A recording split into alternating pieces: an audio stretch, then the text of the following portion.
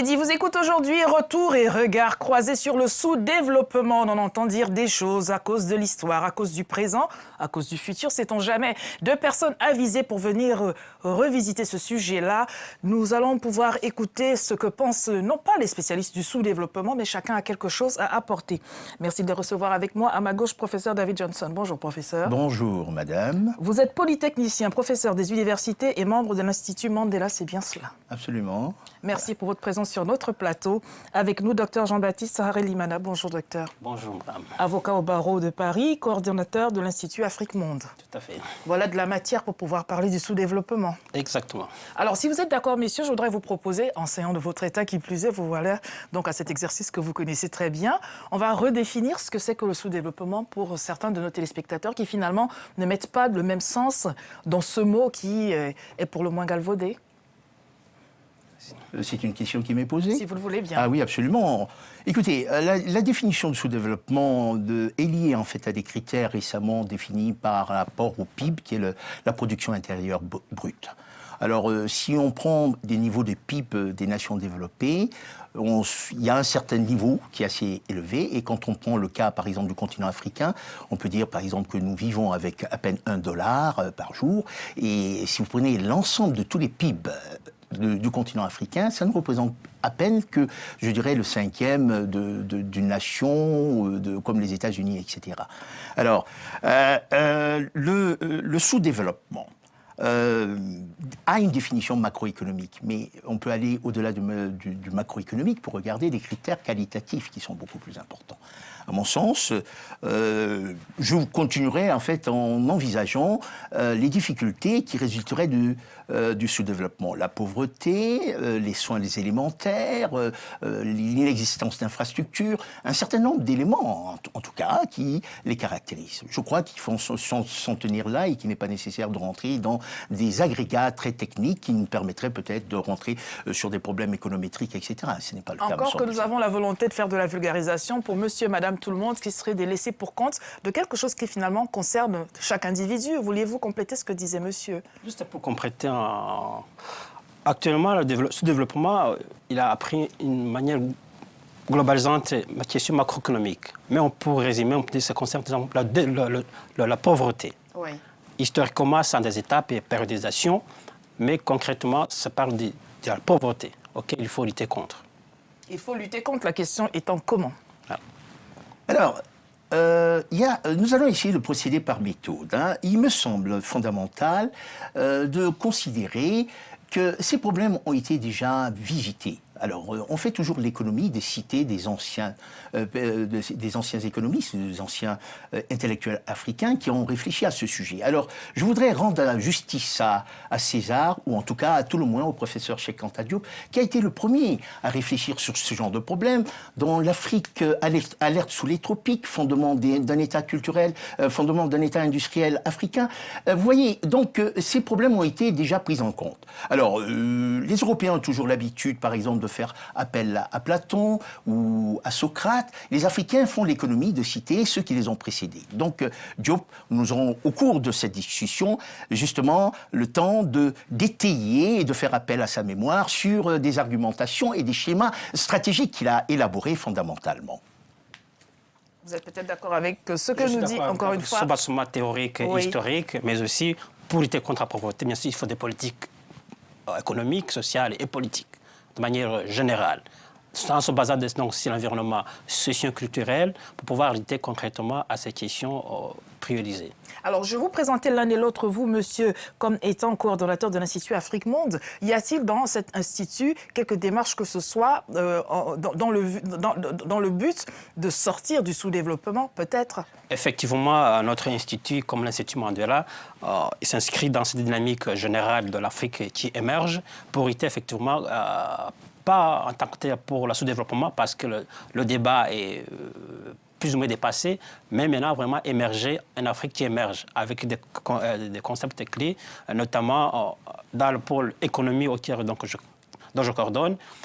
Nous avons 3 piliers essentiels, notamment les questions énergétiques, les questions d'infrastructure et les questions bien évidemment d'agriculture, qui sont très importantes en Afrique, qui sont les piliers très solides auxquels l'Afrique ne peut pas passer à côté. Et quand vous parlez de l'agriculture, seriez-vous d'avis d'entrée de jeu de dire que c'est grâce à l'agriculture, surtout, que l'Afrique va véritablement émerger ou pas du tout? Effectivement, l'agriculture, c'est une donnée essentielle.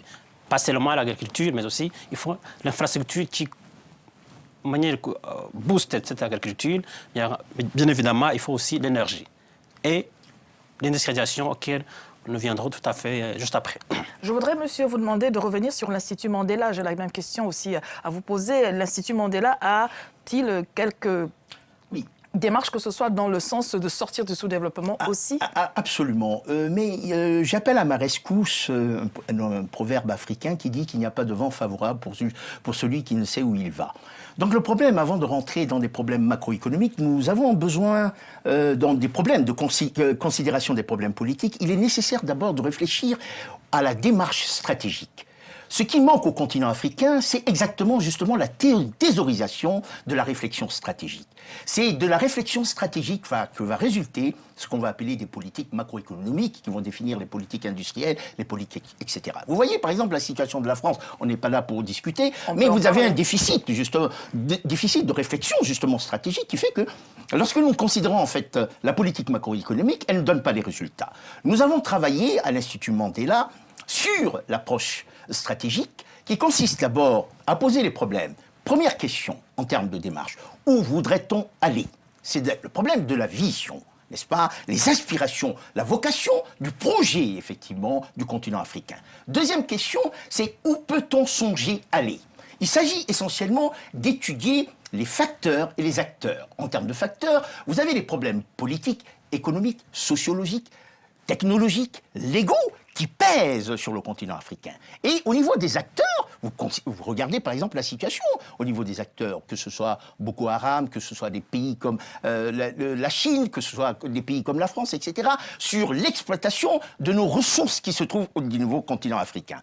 Et la troisième question sur laquelle nous travaillons, c'est où peut-on aller? C'est-à-dire la mise en lumière du potentiel du continent africain. Et ce potentiel, ce sont les ressources tout à fait différentes, qu'il s'agisse de l'énergie solaire, l'énergie marémotrice, l'énergie hydraulique. Je ferai l'économie de rentrer dans des détails pour les citer, ou le recensement de tout cela. Et la quatrième question, elle porterait sur l'élaboration de la stratégie. Comment irons-nous sur les stratégies qui ont été justement élaborées, et c'est-à-dire décider où on irait, et également la mettre en œuvre en fonction justement de cette analyse qui a été précédemment menée, et d'où finalement, je dirais, en termes de reporting, pour contrôler justement les définitions préalables que nous avons définies. Et ça, c'est extrêmement important, parce que les politiques ne sont que les conséquences en fait des stratégies préalablement définies. Alors la question qui se pose, qui s'impose, c'est quand on entend dire que tout ce qui se passe sur le continent en termes de politique publique, d'organisation, d'économie, de politique, tout simplement, c'est un copier-coller de ce qui se fait en Occident. Si ces modèles-là ont fonctionné en Occident, on peut s'interroger sur leur non-fonctionnement en Afrique. Effectivement, on a crié pendant longtemps que l'Afrique fait du mimétisme, même si le mimétisme n'est pas en soi une mauvaise chose. Mais effectivement, pendant longtemps, pendant la post-colonie jusqu'en 1990, l'Afrique n'a fait copier-coller des politiques macroéconomiques par ailleurs imposées à travers les passes, politiques d'ajustement structurel. Depuis 2000, l'Afrique a pris la conscience, une très grande conscience, et on se rend bien compte que depuis une dizaine d'années, il y a une croissance économique, qui ne signifie pas vraiment une élite de pauvreté, mais une croissance qui a pris une grande conscience en Afrique. Et dans les politiques publiques, économiques et sociales, et on se rend compte qu'il y a une notion de politique endogène qui commence à émerger. On a parlé longtemps qu'il s'agit que de l'énergie et des ressources naturelles. Non, ce n'est pas que seulement ça. On doit des approches innovantes, notamment l'approche partenariat public-privé. L'exemple de l'Éthiopie, qui est un exemple assez un modèle, notamment entre le fret et les transports à fois maritimes et aériens. Donc, on a des modèles endogènes qui émergent et qui donnent beaucoup d'espoir en Afrique. Alors, la non-émergence de ces modèles endogènes, était-ce dû au fait de vouloir seulement reproduire ce qu'on avait reçu comme modèle, quand je dis reçu de gré ou de force de par la colonisation, je voudrais dire là, est-ce que ce sont des modèles qui n'avaient pas encore eu l'opportunité de s'exprimer, ou est-ce que ce sont des modèles qui émergent parce qu'on a vu les limites du reste? il faut souligner un élément qu'on n'a pas encore souligné jusqu'à aujourd'hui, question de gouvernance de manière générale. Il manque de ressources humaines compétentes et l'Afrique, bien évidemment, a sorti du sous-développement colonial, qui était aussi un autre niveau donc, de sous-développement, donc qui était beaucoup plus une libération et d'autonomie des États africains. Ils ont passé des années pour voir une identité solide, notamment qui n'a pas été, bien sûr, acquis, mais pendant 50 ans, les Afriques en général, ils ont réagi, ils ont pris conscience. Et maintenant, on voit qu'au niveau des politiques régionales et panafricaines, ils ont déjà des stratégies. On a aujourd'hui le plan 2063, donc projet africain auquel on attend, où des pays se disent qu'ils sont émergents, ils donnent des victoires. Bon, on ne sait pas le proclamer que ça sera conséquence immédiate ou magique, mais on voit quand même qu'il y a une conscience au niveau des États, des politiques et aussi de la société civile. Pardonnez-moi, monsieur, êtes-vous d'accord avec l'idée que présente monsieur, à savoir il y a des politiques endogènes et des initiatives endogènes qui sont susceptibles de permettre à l'Afrique de sortir du sous-développement? Non, pas du tout, pas du tout. Je n'adhère pas à ce qu'il vient de dire, parce que même le cas, lorsqu'il cite le cas de l'Éthiopie, vous voulez parler de la croissance ou du sous-développement. La croissance, par exemple, de l'Éthiopie est tirée par un modèle extérieur. C'est pas un modèle qui a été correctement pensé et qui regarde justement les liens et pour permettre justement une évolution qui soit une évolution homogène pour atteindre un but donné. Pardonnez-moi, l'Afrique a-t-elle le loisir aujourd'hui de dire bon, on va prendre notre modèle, notre paradigme et puis on va voir comment on va le mettre en place? N'y a-t-il pas une urgence et une pression qui peut produire que, ma foi, il faille aller de l'avant malgré tout? Mais nous avons des critères macroéconomiques pour faire du pilotage. Je vais revenir à quelque chose de très basique que connaissent en fait tout étudiant en sciences économiques. Si on parle des... Vous avez en fait le problème du carré magique. En fait, c'est le problème d'abord de l'inflation, du chômage, du déficit de la balance commerciale, n'est-ce pas, et de la croissance du PIB. Alors maintenant se pose le problème de savoir si la croissance est tirée par l'extérieur, c'est-à-dire ce qu'on vend beaucoup plus, etc. Après, vous avez les problèmes, en fait. Soit je fais de la croissance, soit je résous ces problèmes de croissance et puis je vais résoudre les problèmes de distribution. Alors la question que vous posez, on n'a jamais vu. Là, nous devons être suffisamment intelligents, à titre de rétrospective stratégique. Si vous prenez les cas des pays du dragon, comme la Malaisie, la Corée du Sud, ils avaient le même niveau de PIB qui était le nôtre vers les années 1960. Mais il y a eu un saut qualitatif qui a pu se faire avec la condition qui a été celle de la réflexion. Donc, vous avez des conditions. D'abord, des conditions initiales, le problème des institutions, n'est-ce pas? Le problème également de l'innovation, n'est-ce pas? Le problème de l'innovation. Alors, vous ne pouvez pas dire une croissance qui est tirée par des modèles qui seraient définis par l'extérieur, sans l'utilisation ou la valorisation justement des ressources endogènes. Ça suppose d'abord une réflexion au préalable. Donc, je ne crois pas à des modèles qui viendraient de l'extérieur, et c'est ce qui s'est produit avec le PASS. Parce que les économistes africains ont été pas du tout présent. Et la classe politique est dans une situation insuffisante. Elle subit les modèles qui lui viennent de l'extérieur. Mais comment expliquer justement que la classe politique subisse des modèles venant de l'extérieur quand on sait que cette classe politique, dans sa majorité, a été formée en Occident? Donc elle ne découvre pas ce que nous décrit monsieur, par exemple. Bien évidemment, la grande classe économique politique a été formée par les modèles occidentaux et en Occident, bien évidemment.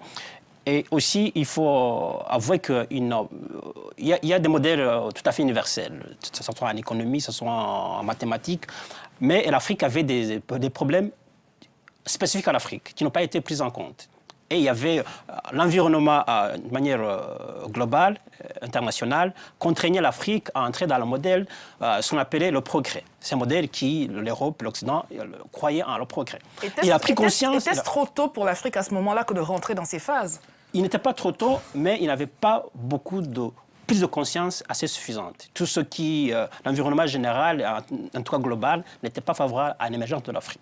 Aujourd'hui, tout le monde a pris conscience et l'Occident, la notion de progrès a été remise en question. On parle aujourd'hui de développement durable qui prend plusieurs dimensions, à la fois culturelles, sociales, et le PNUD a contribué, bien évidemment, pendant une décennie, depuis 1990 jusqu'à 2000, à instruire et à augmenter un indice de développement humain qui a contribué de manière générale à prendre cette conscience dont j'ai évoqué tout à l'heure. Alors, lorsque nous parlons de sous-développement et qu'on entend aujourd'hui, en effet, parler de développement durable, ça et là, n'est-ce pas un raccourci? Ne va-t-on pas manquer une étape de passer du sous-développement au développement qui se veut durable, alors que le développement lui-même n'est pas encore acquis?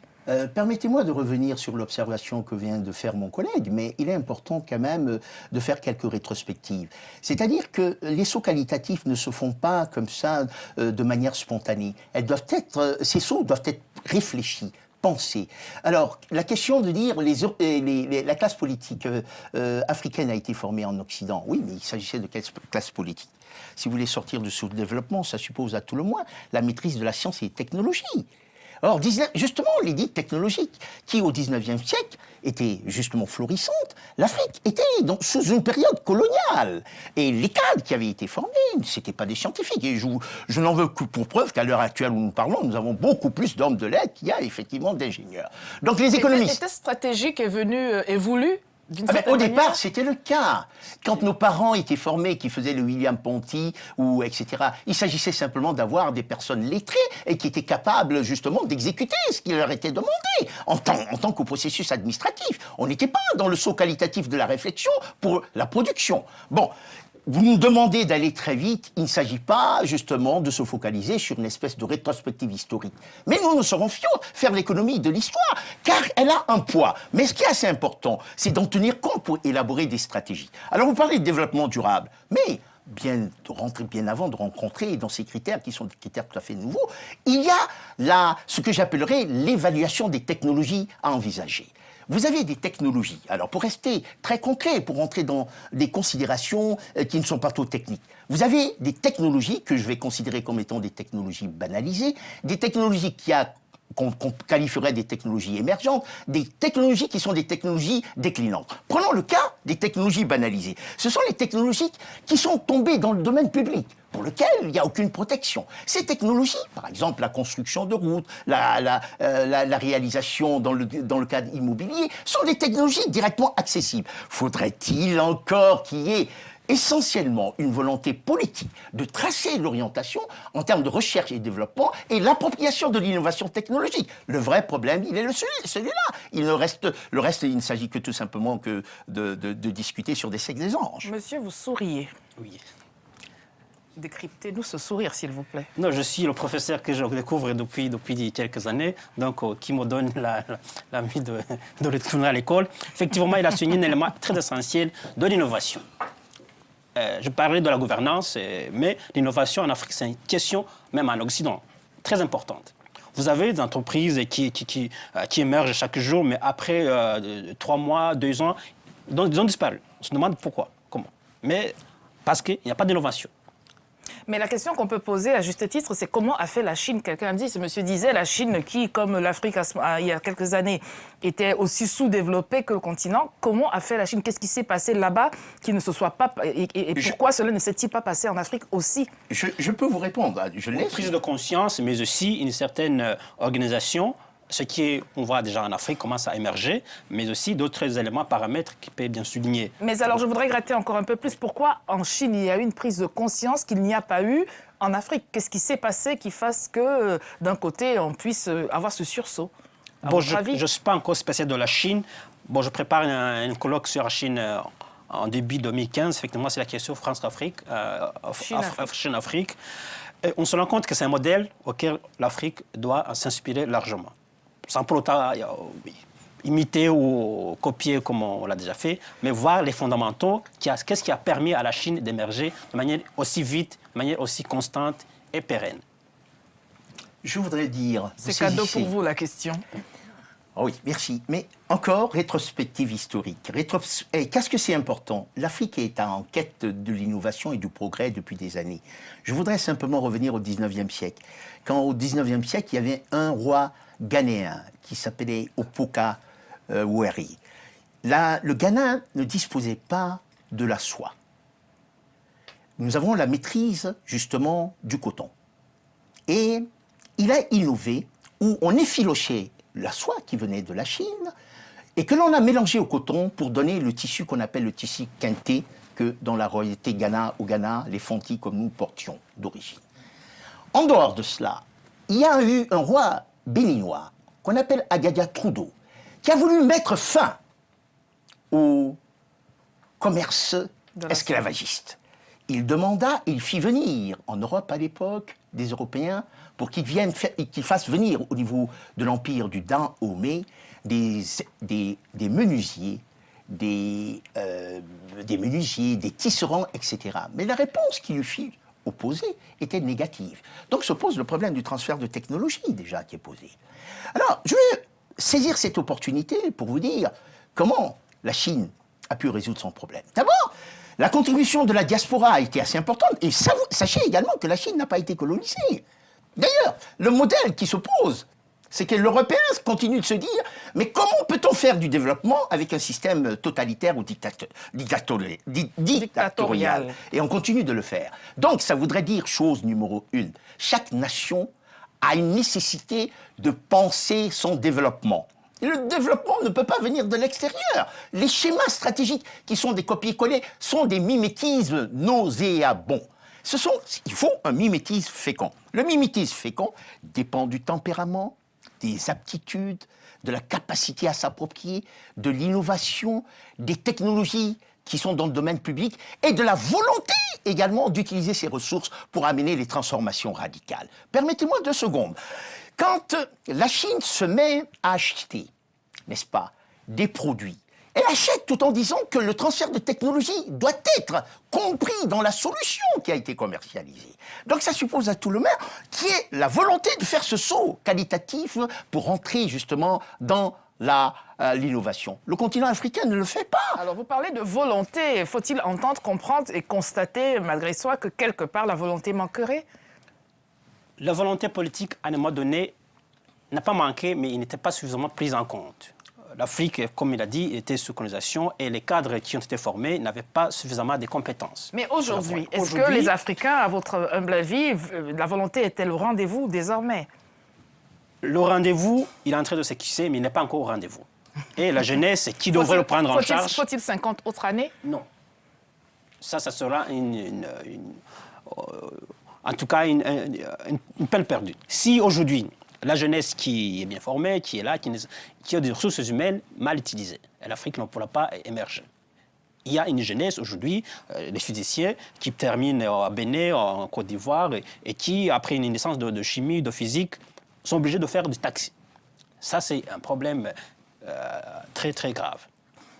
En Afrique, nous avons des défis, notamment de la jeunesse, de la démographie, qui émerge plus que le développement, et puis de l'innovation pour pouvoir faire un développement, comme on dit aujourd'hui, inclusif. Quand on prend l'exemple de la Chine, on vient d'entendre la description que vient de nous faire monsieur, n'y a-t-il pas un danger pour l'Afrique de non pas reproduire, savoir s'inspirer de ce qui a été l'émulation pour la Chine, mais de recevoir, comme elle l'a fait longtemps, de la France notamment, de l'Occident notamment, ce que la Chine va apporter sans à aucun moment recopier la manière de faire soi-même par elle-même? C'est ça le danger qui guette l'Afrique, effectivement. L'Afrique n'a pas vu, effectivement, venir la mondialisation. Il a pris conscience très tardivement. Et aujourd'hui, effectivement, tout le monde parle de l'Afrique, émerge, et tout le monde bouscule vers l'Afrique. Notamment la Chine, qui bouscule d'autres partenaires classiques comme l'Occident, le Japon. Et aujourd'hui, effectivement, l'Afrique, si elle ne prend pas conscience de développer ce modèle endogène que je viens d'exprimer, est bien sûr ouverte, dans un cadre aujourd'hui bien tracé de la mondialisation, enfin, du contexte commercial mondial, ils ont beaucoup d'accords qu'ils ont signés, mais il faut qu'ils fassent conscience pour booster la politique économique à la fois solide et endogène. Faut-il parler d'un traumatisme quelque part? Vous avez évoqué, cher Anta Diop, les schémas, la colonisation. Y a-t-il quelque chose qui s'est passé qui, à notre corps défendant, subsiste aujourd'hui? Certainement, ça relève de la psychanalyse, mais ce qui importe le plus, d'aucuns nous feront comprendre que il y a une rengaine, vous le répétez, etc. Mais ces sauts qualitatifs, il est nécessaire de pouvoir les faire. Mais je pense, moi, ce qui me pose problème, je suis conscient qu'il y a eu des chocs. Ces chocs-là sont encore présents. Je n'en veux pour preuve l'aliénation. Je pourrais rentrer dans des considérations parce qu'il y a des praxis. Je prends par exemple... bon, je ferai l'économie de citer cela. Ça risque de choquer les gens. Bon, mais personne ne nous écoute, allez-y franchement. Prenons par exemple le domaine, le domaine du cosmétique, par exemple des cosmétiques. Est-ce que vous savez qu'aujourd'hui, à l'heure où nous sommes en train de parler, l'utilisation des produits chimiques pour défriser les cheveux favorise essentiellement, justement, ce qu'on appelle chez les femmes une pathologie qui est bien connue, qui sont les fibromes. Oui, ça, il faut le savoir, hein, quand on est dans des positions... Oui, Heureusement que je vous ai fait une césarienne pour que ça sorte. Bon, enfin, non, pas du tout. Il ne s'agit pas tellement de choquer les gens, mais il faut dire. C'est-à-dire que il se passe la chose suivante. C'est essentiellement la maîtrise de la science et de la technologie. Prenez le cas. Tout nègre que nous sommes, nous avons sur le plan génétique une insuffisance pour éliminer le sodium. Nous sommes exposés à l'hypertension artérielle. Quand vous utilisez l'arôme magie, le cube magie et compagnie, etc., alors qu'il n'y a pas de médecine, vous favorisez les gens justement à mourir d'AVC, etc. Donc le problème des politiques publiques en termes de santé, d'innovation, de diffusion de la connaissance sont des problèmes qui sont tout à fait sérieux. On ne pourrait pas faire l'économie. Alors, quand vous dites comment il faut s'inspirer des modèles ou d'autres modèles, ce qui importe le plus, c'est que les Africains soient conscients en termes de recherche et développement. Et ça rejoint la première question que j'ai posée et qui est le souci au niveau de notre cercle de réflexion. Première question, où voudrait-on aller? C'est d'abord sur le plan technique. Vous voyez, quand le MITI, qui est le ministère des technologies du Japon, après qu'ils ont subi la Seconde Guerre mondiale, c'est qu'ils ont réfléchi essentiellement à dire qu'il fallait résorber le gap technologique qui était le leur. Ils l'ont fait en moins de 30 ans, en se donnant justement dans des domaines. Est-ce que vous allez dans tous les pays africains aujourd'hui, presque tous les hôpitaux sont des mouroirs, alors qu'il y a des professeurs, des mathématiciens, il y a des polytechniciens, il y a des scientifiques de haut niveau, mais le développement n'a pas lieu sur le continent africain. Donc, il y a un déficit. Ce déficit-là, c'est justement sortir des arcanes et attendre de l'extérieur, comme une certaine forme de mendicité, que des modèles soient imposés. Mais ça suppose à tout le moins aussi que le continent africain désire faire appel à ses propres enfants qui sont à l'extérieur. Et elle fait l'économie de ce processus. Et peut-être faire avec ceux qui sont déjà sur le terrain, tout simplement, parce que ceux qui sont à l'extérieur ne sont pas les plus nombreux. Comment expliquer que, quand on parle de réflexion, il y a des think tanks, il y a des cercles de ceci. Je voudrais en prendre pour preuve l'Institut Afrique Monde et puis l'Institut Mandela. Et je voudrais supposer qu'on réfléchit sans cesse. Mais alors, le résultat, c'est pour quand? Justement, il y a un cadre qu'il faut instaurer en Afrique pour que la jeunesse, le dynamisme, la diaspora, qui ont des pratiques innovantes et qui ont appris des techniques, entrent en Afrique. Il y a déjà un mouvement. Il y a des jeunes qui rentrent en Afrique pour pouvoir servir les pays parce qu'il y a des pays qui commencent à mettre en pratique, enfin en place des cadres assez intéressants. Mais ce n'est pas suffisant. On a beaucoup de diaspora, beaucoup même dans des pays africains où la jeunesse est formée, n'est pas utilisée. Donc, ça cause... en train de dire que la diaspora serait la solution à la sortie du sous-développement du continent? Pas la solution, mais une solution. Une des solutions. Vous avez une diaspora qui est très bien formée en Occident, aux États-Unis, au Japon. Ils sont là, mal utilisés, ils sont là exploités, ils vont rester dans ces pays-là, ils vont contribuer. Mais la diaspora a-t-elle pour vocation de devoir retourner? Doit-elle quelque chose au continent? Est-ce qu'à l'échelle individuelle, n'y a-t-il pas une légitimité de dire « moi, je vais vivre au Japon, c'est comme ça, ce n'est pas autrement » Tout à fait légitime. Il faut. Mais chaque Africain, chaque aime sa terre natale. S'il y a des conditions, ils vont rentrer. Ça c'est sûr. Alors parlons de ceux qui sont sur le terrain, professeur. Mais je voudrais vous dire, parce que vous avez attiré l'attention sur le fait comment le saut qualitatif a eu lieu avec les dragons, la Chine, etc. Ou que ce soit également l'Inde. La composante diaspora a été assez importante quant au transfert de technologie. Est-ce que vous savez que la plupart des gens qui ont été formés et qui sont retournés ne font plus de la recherche et développement au niveau du continent africain? Alors que, justement, ils ont été formés. Les conditions sont telles que, ce n'est même pas possible de le faire. Donc, la composante de la diaspora est une dimension non négligeable. Elle est non négligeable par rapport aux évolutions technologiques qui qui existent. Mais quand Permettez-moi de continuer. Prenons par exemple la téléphonie mobile, parce que c'est ce que je fais quand j'enseigne l'ingénierie des systèmes, l'architecture des systèmes complexes. Au niveau du Bénin, nous avons conçu, avec mon équipe de recherche en termes d'intelligence artificielle, un suivi en se servant du téléphone portable 4G, justement, pour faire de la télémédecine. En surveillant, par exemple, les signes physiologiques, que ce soit la glycémie, etc. Prenons la télémédecine. En Afrique, vous n'avez pas beaucoup de médecins, etc. Vous avez les problèmes qui s'opposent au niveau des zones assez éloignées. Donc, on peut se servir des technologies, justement, pour résoudre ces problèmes-là. Donc, vous ne pouvez pas... Alors que les formations ne sont pas directement disponibles sur place, il faudrait bien que des ingénieurs qui ont acquis cette compétence-là font le transfert. Donc, ça nous amènerait à considérer quelles sont les filières dans lesquelles il faudra envisager. Il y a des filières, que ce soit des filières, par exemple, de l'agroalimentaire. Il y a des technologies qui sont des technologies endogènes qu'il faudra utiliser, mais il y aura un mariage également avec des savoirs qui viennent de l'extérieur. Tout le problème, c'est la mise en branle du processus qui permettrait en fait une dynamique entrepreneuriale et créatrice en termes de recherche et développement et de valorisation de ressources. J'entends encore l'histoire de la volonté, c'est-à-dire que la diaspora chinoise, telle que vous l'avez évoquée, a eu la volonté là où elle se trouvait.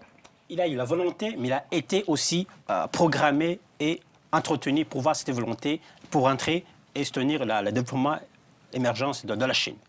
Et l'Afrique, qui a été considérée comme le sixième continent de l'Afrique, ça ne restait que des mots creux jusqu'à aujourd'hui. Si on ne suit pas dans les actes concrets, pour pouvoir dynamiser cette jeunesse qui, bien formée, qui a de l'expérience en Occident, c'est les techniques, l'Afrique... Vous misez beaucoup sur la jeunesse, n'est-ce pas une trop lourde responsabilité? A-t-elle les moyens de sa politique, cette jeunesse-là? Il faut que les politiques, bien sûr, suivent cette évolution. Ah, mais si les politiques ne l'ont pas fait auparavant, ont-ils quelque raison que ce soit de le faire désormais? Le problème, c'est qu'il y a une jeunesse bien formée, même dans des pays. Soit on aura des printemps arabes, parce qu'on ne va pas supporter tous ces pesanteurs politiques impossibles. Donc il faut un clash pour que ça marche. Pourquoi pas? C'est possible. Si les politiques ne suivent pas cette dynamique démographique, il y aura des clashs. Monsieur, vous souriez. Je souris parce que le problème, il est relativement très simple. Il faut que les Africains s'aiment. Ils se détestent. C'est ça le vrai problème. Semer du mil ou s'aimer S'aimer dans le sens s'aimer. C'est au sens narcissique. S'aimer et être patriote. Voilà. Parce que le vrai problème, il est le suivant. Est-ce spontané que de s'aimer, apprend-on à s'aimer? Non, mes propos relèvent peut-être de la psychanalyse, mais ce sont des problèmes qui sont assez anciens. Vous voyez, lors de la période coloniale, au risque de revenir sur ces propos qui ne sont pas très sains, mais il y avait une organisation du monde qui était faite, hein, en disant, bon, écoutez, l'Europe est faite pour réfléchir, les Asiatiques sont faits pour travailler artistiquement et que le nègre, il était présent nulle part. Bon, enfin... Bon, était-ce faux, était-ce vrai? Madame, je cite. Après, c'est un autre problème. Je cite. S'il dit, est-ce vrai? Est-ce que c'est faux? À plusieurs reprises, les Africains ont su montrer qu'ils étaient capables d'être des grands scientifiques. Mais alors, pardonnez-moi, professeur. Alors, montrer pour démontrer et se définir en creux, est-ce suffisant pour émerger soi-même et sortir du sous-développement? Je continue, justement. Va venir, en fait, le vrai problème, qui est le problème de savoir est-ce que l'Afrique est indépendante. L'Afrique n'est pas indépendante, justement. Toujours pas. Elle n'est pas. Il y a une classe politique servile. On a créé une certaine forme de bourgeoisie pour que les intérêts internationaux coïncident avec cette bourgeoisie locale, et il s'agit essentiellement de défendre cette bourgeoisie. Les intérêts internationaux. Voyez-vous, l'Afrique, c'est pourquoi je dis il faut que nous nous aimions. Voyez, je vais citer en fait le siècle de Louis XIV par Voltaire. Quand Colbert s'était rendu compte, essentiellement, que la France était en retard par rapport à l'Angleterre, il fit venir en France les Cassini, Oval, etc., pour récupérer le retard scientifique qui était là. Donc, il y avait déjà une volonté. C'est ainsi que l'Académie des sciences fut créée à l'époque, alors que la France ne disposait pas de l'Académie. Donc, ce qui est essentiel, madame, permettez, il n'y a pas de sortie de sous-développement sans la maîtrise de la science et de la technologie. Ça, c'est une chose irréversible que nous devrons garder à l'esprit. Mais mieux encore, c'est la formulation de la stratégie et la volonté d'y aller, d'où la nécessité d'un patriotisme. Et puis, je pense que nous avons suffisamment de ressources. Est-ce que vous savez que, même, nous étions en train de parler, que ce soit le téléphone portable qui est à votre disposition, le matériau qui entre, c'est le coltan, il vient du continent africain. Presque tous les matériaux, même l'uranium, nous n'avons besoin... Et le professeur Cheikh Anta Diop a eu la possibilité de faire le recensement de différentes formes d'énergie qui existent. Je termine, madame, c'est peut-être passionné, mais vous savez que vous avez des problèmes de délestage qui ont lieu sur le continent africain alors que les ressources sont présentes. Alors, comment valoriser les ressources? Il faut faire appel à ces compétences qui se retrouvent à l'extérieur. Le problème, il est là, il n'est pas ailleurs. Le reste ne sont que des balivernes. Passionné, avez-vous dit, il n'y a pas d'amour sans passion, n'est-ce pas? On doit pouvoir le comprendre. Alors, véritablement, est-ce que les Africains ne s'aiment pas? On va dire ce qui est, si on décrypte ce que nous dit monsieur en face de vous. Ne s'aiment-ils pas suffisamment pour avoir ce sursaut, cette volonté qui manifestement manque pour pouvoir passer à autre chose? Peut-être qu'il a utilisé un mot moral ou psychanalytique, effectivement, mais c'est le mot patriotisme, dans le sens vrai du terme. Le patriotisme demande de pouvoir avoir des éléments stratégiques auxquels il faut miser pour pouvoir développer les pays. Aujourd'hui, on parle de transformation structurelle de l'Afrique. Effectivement, il y a des éléments de ressources naturelles auxquels l'Afrique doit compter. Si vous voulez blader, vous voulez vendre à tout venant, sans les transformer en Afrique, l'Afrique va rester dans le sous-développement. L'amour de l'Afrique commence par aimer son potentiel, aimer sa jeunesse pour pouvoir transformer de manière structurelle.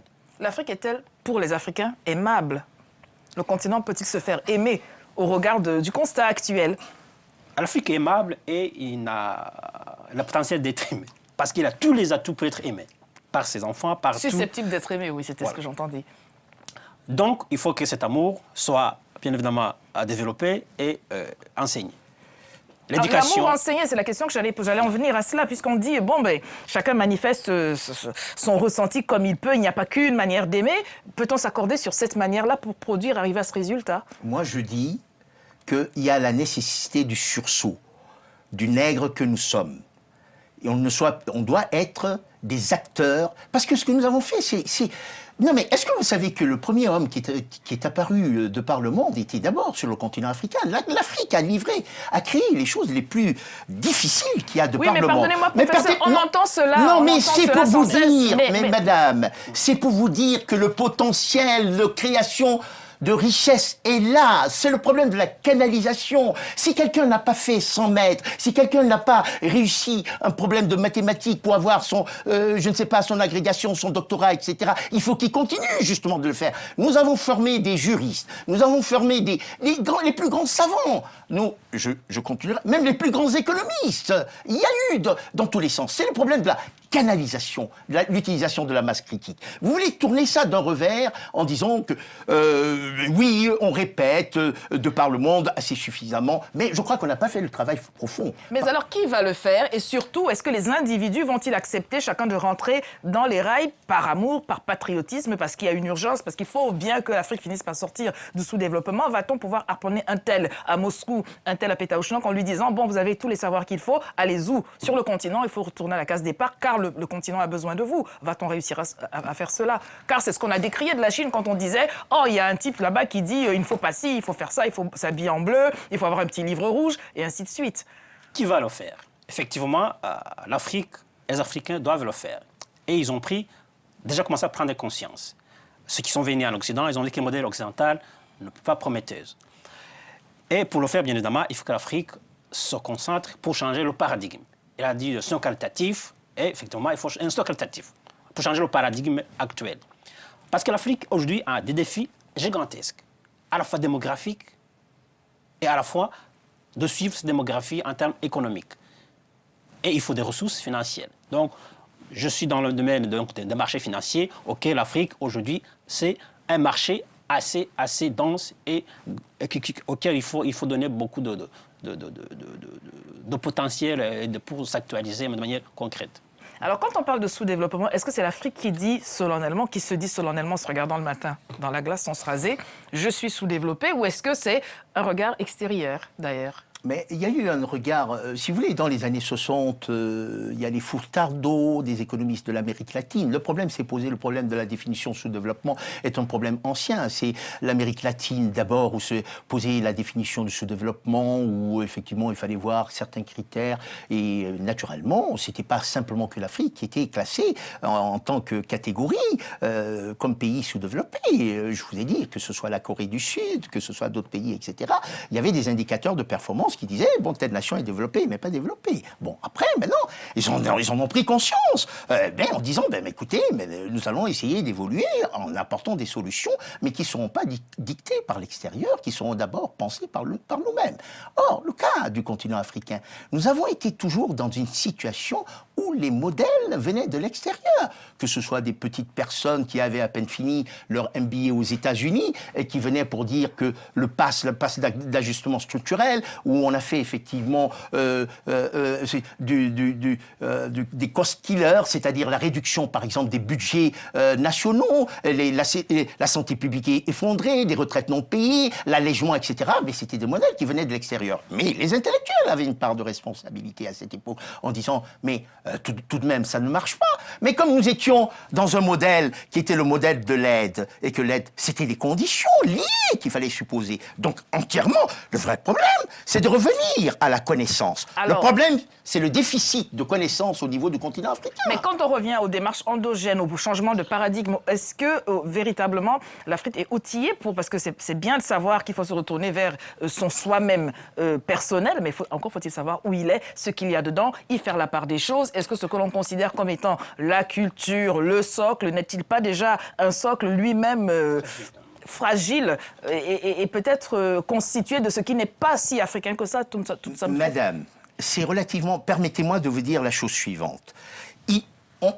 Former un ingénieur, moyennement, actuellement, ça demande au moins 5 ans. C'est-à-dire, après le bac, 2 ans ou 3 ans de classe préparatoire, plus 3 ans, ça fait 6 ans. Admettons que tout simplement, nous ne soyons pas doués, ce que je crois le moins. Je décide alors de former mes ingénieurs en 6 ans ou 7 ans. Je peux les former dans tous les domaines, n'est-ce pas? Et je forme ces ingénieurs-là, mais le problème qui se pose, c'est justement les problèmes qui relèvent de l'infrastructure. Mais est-ce que...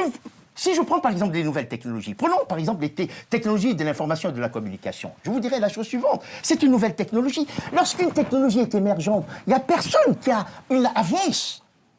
Il n'y a aucune avancée, nous apprenons par tâtonnement. La preuve pour illustration. Quand il s'agissait justement de faire des prédictions pour le téléphone portable, l'on pensait que ce n'était pas réalisable sur le continent africain, etc. Regardez, en taux d'équipement, nous sommes beaucoup plus élevés en termes de téléphonie portable avec des utilisations de services. Donc, je forme actuellement des ingénieurs pour utiliser des technologies de langage XML, etc. Nous sommes dans les processus, même de la robotique, les capteurs, les senseurs. Ce sont des nouvelles technologies. On peut les approprier. Donc, il y a des technologies, et je vous en ai parlé, qui sont des technologies qui sont tombées dans le domaine public.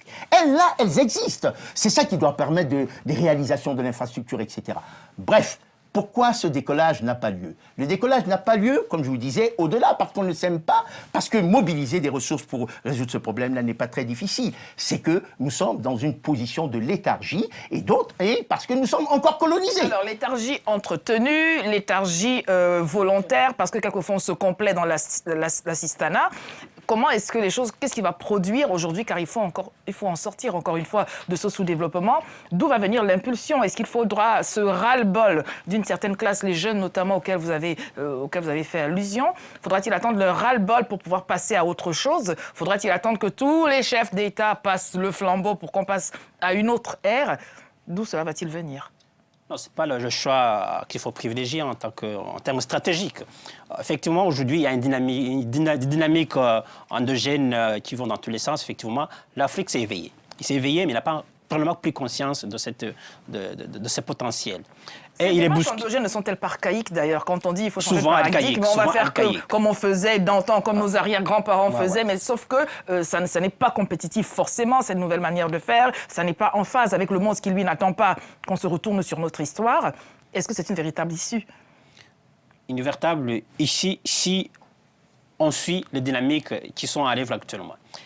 Bon, on voit davantage des investissements extérieurs qui viennent, notamment de la Chine et notamment du Brésil. Et le modèle actuel qu'on privilégie, effectivement, c'est l'intégration régionale. Des pays commencent à s'intégrer de manière régionale pour pouvoir se donner donc, les moyens qu'il faut pour renforcer l'infrastructure. Est-ce que c'est quelque chose que l'on caresse comme une nostalgie en se disant, bon, on essaye entre nous, ça devrait pouvoir donner quelque chose?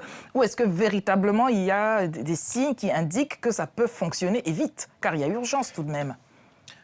Ça peut fonctionner et vite, si la dynamique qu'on voit, notamment en Afrique de l'Est, le CEDEAO, l'Afrique de l'Est, si on suit véritablement avec une volonté qu'il faut. Certains pays ont pris conscience, mais pas de manière tout à fait générale. Et c'est ça qui cause d'ailleurs le problème de l'Afrique, de l'Union africaine. Il y a des déficits dans certains pays et il y a des avancées dans certains pays.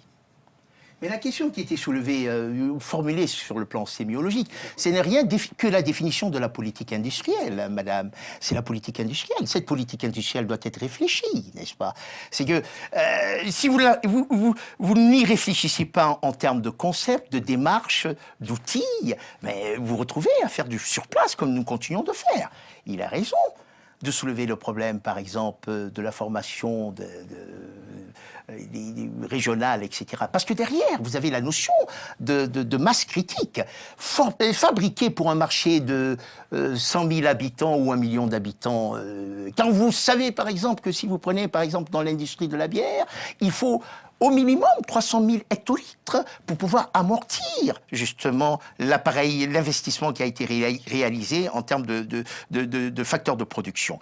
Donc vous voyez très bien qu'il y a la nécessité qu'il y ait des actions régionales. Mais tout le problème, c'est que l'Afrique, bien avant cela, bien avant la modernité, mais bien avant, justement, au sortir de l'indépendance, les pères fondateurs ont voulu d'une Afrique fédérale. On pourrait appeler de panafricanisme, d'autres ont voulu, etc. Ça nous amène, mais on sait qu'il y a eu beaucoup de coups d'État et des volontés où on a exterminé purement et simplement ces pères fondateurs qui voulaient justement... Voilà. Hein? Un peu moins de 5 minutes avant la fin de cette émission. Alors, le sous-développement, c'est pour bientôt? L'émergence, sous-développement déjà dépassé, il faut continuer dans le développement et davantage émerger de manière concrète pour que tous les Africains ont une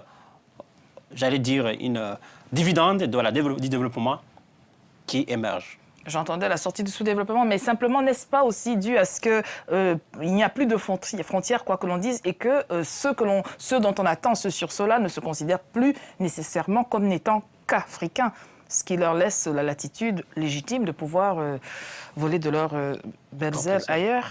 Ce serait une ingratitude. Ce serait une ingratitude. J'ai dit, le mimétisme nauséabond et le mimétisme fécond. Dans le mimétisme fécond, les Indiens n'oublient pas leur nation. Dans le mimétisme fécond, les Asiatiques n'oublient pas leur nation. Dans toute cette forme de mimétisme, l'Afrique, c'est... Non, l'Afrique est donc stérile de cette fécondité. Mais en tout cas...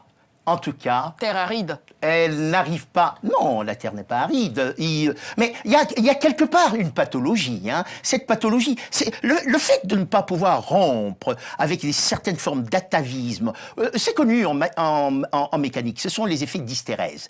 L'hystérèse, qu'est-ce que c'est? Bien que la source ait été supprimée, les effets continuent d'exister. Donc nous avons encore... Pour combien de temps encore? Je ne sais pas. Mais en tout cas, il faudrait qu'il y ait des sauts qualitatifs, il faudrait qu'il y ait des gens comme moi qui soient capables de dire c'est la jeunesse. Mais la jeunesse, qu'est-ce que c'est? Il faudrait qu'elle soit studieuse. Elle doit maîtriser la science et la technologie. Le reste, ce sont que des balivernes. Et la technologie est apportée demain. Il faudra définir une politique industrielle qui aura les composantes, justement, de la valorisation des ressources endogènes, la politique de l'éducation, et notamment également la politique monétaire dont nous faisons l'économie. Parce que, regardez, on parle du franc CFA renchéri par rapport justement à l'euro qui, si j'étais dans le modèle du carré magique, avec le déficit de la balance commerciale, donc, vous savez, voilà un certain nombre de critères. Et d'aucuns considèrent que, si vous voulez continuer à aller dans le mur, restons dans ce modèle-là. Mais moi, j'ai l'intime conviction qu'il y a encore beaucoup de jeunesse et de puissance comme moi qui seraient capables de réfléchir. Alors, juste un dernier mot, 1 minute à peine chacun pour réagir sur ce point-là. Est-ce que vous pensez que le sous-développement, la sortie du sous-développement de l'Afrique passerait par les femmes, vraiment? Par tous les Africains et les Africaines, pas forcément par les femmes. Mais c'est un... Question sexo-spécifique et volontairement ainsi posée. Est-ce que les femmes, dans cette dynamique-là, pourraient être ce par quoi l'Afrique pourrait sortir? Je viens d'un pays, le Rwanda, où au monde, c'est le premier pays qui a des femmes au Parlement, même au Sénat. N'est-ce pas une conséquence des discours assez exclusifs. Du récent passé tragique. Tragique aussi, mais aussi dans certains discours exclusifs pour promouvoir le gender. Bon, c'est un élément qui a été suffisamment oublié pendant longtemps, effectivement, qu'il faut donner la juste place pour pouvoir... À la bonne heure, on a failli attendre, mesdames. Je Moi, voudrais c'est pas vous le laisser. cas. Oui. Vous savez très bien que l'Afrique est dans un modèle matriarcal. On n'a pas attendu, il y a bien longtemps, que les femmes africaines, et je prends en particulier ce qui se passe au Togo. Vous avez bien entendu parler des nanabès, et que je sache, même moi, sans forcément le concours de qui que ce soit, aller en Europe, suivre mes études, ont été directement assumées par ma mère, et je crois que les femmes africaines jouent un rôle fondamental. Donc là-dessus, elle y participe. Poser cette question, pour moi, paraît peut-être tautologique, ou bien dans des systèmes qui sont des systèmes patriarcaux, qui ne laissent pas la part belle à la femme. C'est encore le cas de l'Afrique, si je ne m'abuse. Pas dans sa totalité. Si Mais vous dans, prenez le cas du pas Ghana, dans sa totalité. dans le Ghana, ce convenons-en. n'est pas le cas au niveau du Ghana, ce n'est pas le cas au niveau du Togo, ce n'est pas le cas, et même, j'attire votre attention, quand le roi Béhanzin a voulu tenir tête lors de la période coloniale, ce sont les Amazones qui ont décidé et non les hommes. Et à quel prix il a fallu sacrifier un sein, mesdames, si vous saviez à quel prix il faudrait se sacrifier pour sauver le continent et sortir du sous-développement. Je voudrais terminer sur une note. Vous avez évoqué les exhausteurs de goût, ces petits bouillons que l'on met dans la sauce. Alors, entre bonnes femmes, ces messieurs peuvent prendre des notes eux aussi. On met des tomates, des légumes, de la viande, du poisson, le maximum de choses. Et le petit cube n'a plus sa place. Merci messieurs. Merci.